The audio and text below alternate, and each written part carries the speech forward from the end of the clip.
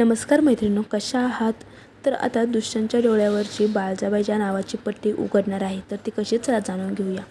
तर इथे त्या गावातील एका सखाराम नावाच्या माणसाने बाळजाबाईकडून काही पैसे उसने घेतलेले असतात, पण दिलेली तारीख संपून गेलेली असते आणि त्याने काही पैसे दिलेले नसतात.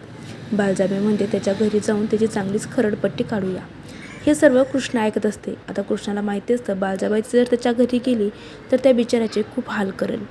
तर ती दुष्यंतला म्हणते आपल्या गावातील सखाराम काका आहे ना, त्यांच्यावरती खूप मोठं संकट येणार आहे आणि तेही आपल्या बाळजाबाईमुळे. दुष्यंत म्हणतो माझा आईवरती पूर्ण विश्वास आहे, पण तुझ्या डोळ्यावरची आईबद्दलची ही जी अविश्वासाची जी पट्टी आहे ना, ती उघडण्यासाठी आपण सखाराम काकांच्या घरी जाऊया.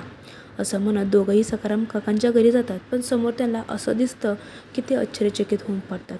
समोर जे दिसतं की सखाराम काकांनी बाळजाबाईचे पाय पकडले असतात आणि त्यांच्या पायावरती डोकं ठेवून त्यांची माफी मागत असतो. दुष्यंत म्हणतो आई हे सर्व काय आहे? आता हे बघितल्या बाळजाबाई तर पेचातच पडते की दुष्यंतला नेमकं काय सांगायचं. तर आता पुढील भागामध्ये नक्की काय होणार आहे जाणून घेण्यासाठी आत्ताच चॅनलला सबस्क्राईब करा, व्हिडिओला लाईक करा. थँक्यू.